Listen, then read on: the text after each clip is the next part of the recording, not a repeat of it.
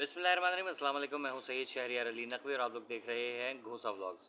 जैसा कि आप लोगों ने थंबनेल पढ़ ली होगी, थंबनेल के हिसाब से ही मैं कुछ कोशिश करूंगा कि थोड़ा सा फ़नी तज्जिया दूं। ठीक है, बेसिकली आपको याद होगा कि मैंने अभी चंद दिन पहले, 1-2 दिन पहले मैंने आपको एक प्रिडिक्शन जो है अनाउंस की थी। और उसमें से एक पार्ट जो है वो तकरीबन समझ लें अभी 1% या 2% कह लें, अभी आप वो पूरा हो गया है। ठीक, ये देख लीजिए कि मतलब दुलाड़ी लगाने की एक हद होती है कि पहले छोड़ के जाते, कस्में वादे कर खाते हैं, उसके बाद छोड़ के चले जाते हैं, बुरा भला कहते हैं, फिर वापस आ जाते हैं, दादा गोवा गोवा। अब इमरान खान उधर से वही वाला जुमला मारेगा तो मज़ा आएगा। तो मकसद ये है कि देखें, इस वक्त इमरान खान को लोटों की ज़रूरत है, फ़िलहाल इसकी पार्टी को लोटे संभालेंगे। ठीक है, लेकिन इमरान खान की पार्टी में वापस आने में जो ये फवाद चौधरी यानी कि फद्दू को जो है वापस वो ज़ाहिर मकाम तो नहीं मिलेगा जो वो डिज़र्व पहले इसको रखा था। सॉरी, डिज़र्व तो नहीं करता था, क्योंकि ही इज़ ऑलवेज़ अ लोटा। ठीक है, और लोटे के नाम से ये पॉलिटिकल जितनी भी पार्टीज हैं उसमें मशहूर है कि ये फौरी तौर पे जिधर होता है वज़न, ये जिधर झुका होता है उधर लुढ़क जाता है। सही है। और जैसे मेरे बाल है ना हवा से इधर उधर हो रहे हैं, वैसे ही लोटा भी जो है लुढ़क के कहीं भी पहुंच जाता है। तो फवाद चौधरी ने अभी जो अपने साथी हैं उन लोगों के साथ प्रेस कॉन्फ्रेंस की है कि हम शाह महमूद कुरैशी के पास भी गए, हम जो फलाने से मुलाकात हुई, हमारी जो है वो इमरान खान से मुलाकात हुई या किसी से हुई।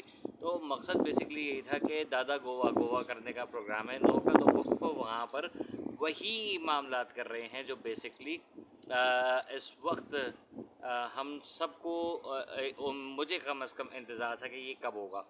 ठीक है, तो एक वो लॉजिक रखी है इसके पीछे कि आवाम जो है उसको बहुत ज़्यादा प्रॉब्लम होगी। हम जो है वो पीडीएम को क्यों फ़ायदा दें, उसमें फजलुर रहमान है और क्या नाम है जरदारी है और उसमें नवाज़ शरीफ है, क्योंकि कह रहे हैं कि इन लोगों की वजह से जो है मुल्क बहरान का शिकार होगा। नो डाउट, ये लोग अगर नहीं होते तो आज मुल्क तरक्की की राहों पे होता, बल्कि तरक्की याफ्ता मुल्क होता।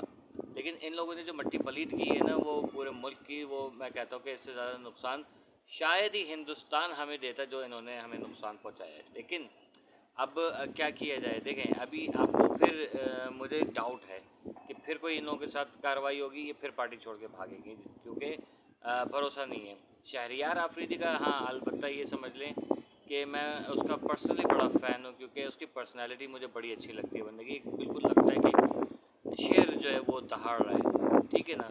तो शहरियार आफरीदी के बारे में काफ़ी अजीब अजीब किस्म की बातें आ रही हैं। फिर इमरान रियाज के बारे में जो बातें उड़ रही हैं कि उसको फ़ोन पे बात करा दिया, उसको मार दिया, उसको ज़िंदा कर दिया, कोमा में है, शोमा में, पता नहीं कहाँ कहाँ है वो। मतलब ये सब चीज़ें चल रही हैं इस वक्त। देखें, बेसिकली इन लोगों के पास इलेक्शंस को टालने के लिए और कोई बहाना नहीं है।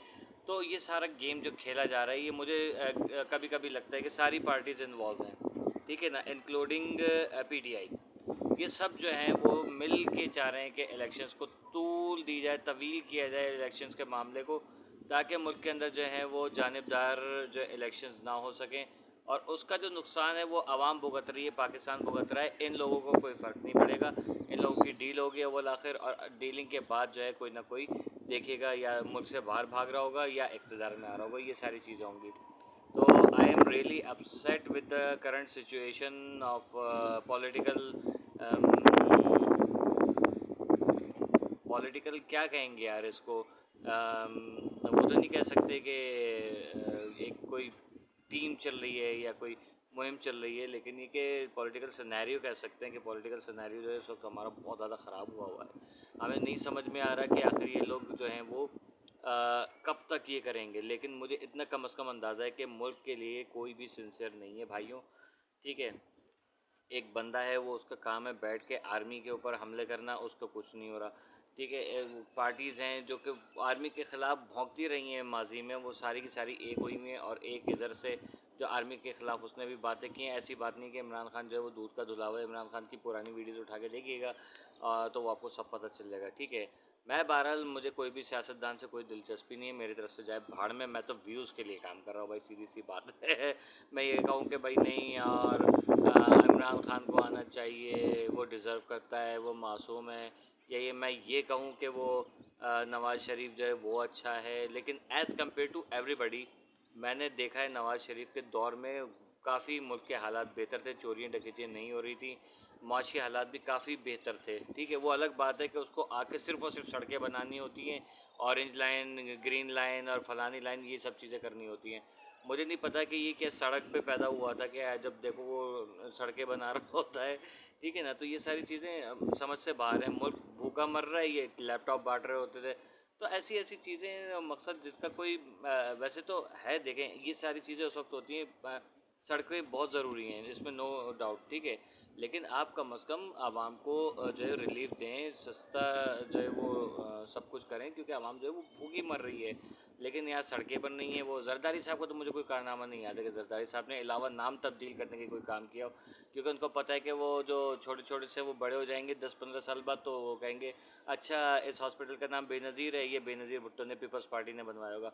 अच्छा इसका नाम जो है फ़लाना है, ये जरदारी साहब ने बनवाया होगा। अच्छा ये नाम इसका है, तो वो जो है वो भुट्टो साहब ने बनवाया होगा। मकसद ये कि हर चीज़ का नाम तब्दील करके उसको बहुत लंबी सियासत के लिए स्लो पॉइजन के तरीके से आप बोल सकते हैं। लेकिन ये कि फ़िलहाल जो पाकिस्तान की इस वक्त करंट सिचुएशन है, इसके ज़रिए जो है वो बहुत ज़्यादा ह्यूमन राइट वायलेशन हो रही है। तो मैं फिर एमनेस्टी इंटरनेशनल से अपील करूँगा और ह्यूमन राइट्स इंटरनेशनल से अपील करूँगा कि please do something for us. Human right violation हो रही है मुसलसल पाकिस्तान में। आवाम महंगी से महंगी चीज़ें ख़रीद रही है, जबकि तनख्वाहें जो है वो इतनी सी हैं। बेरोज़गारी बढ़ गई है, चोरी डकैतियाँ बढ़ गई हैं, वायलेशन बढ़ गया है। बजाय इसके कि सबको कम करते, लोग इवन ये कि चीना झपटी के अंदर लोगों को कत्ल कर रहे हैं on the spot, which is extremely terrible situation. तो please do something for us. SOS call, you can say it's an SOS call, ठीक है। तो आई थिंक कि वीडियो आप लोगों को थोड़ी सी समझ में आई होगी, बल्कि बहुत ज़्यादा समझ में आनी चाहिए, क्योंकि जो लोग बिल्कुल नॉन पॉलिटिकल हैं, तो उन लोगों को पता होगा कि मैं क्या बात कर रहा हूँ, ठीक है ना। कीप वॉचिंग गुस्सा व्लॉग्स। अल्लाह हाफ़िज़।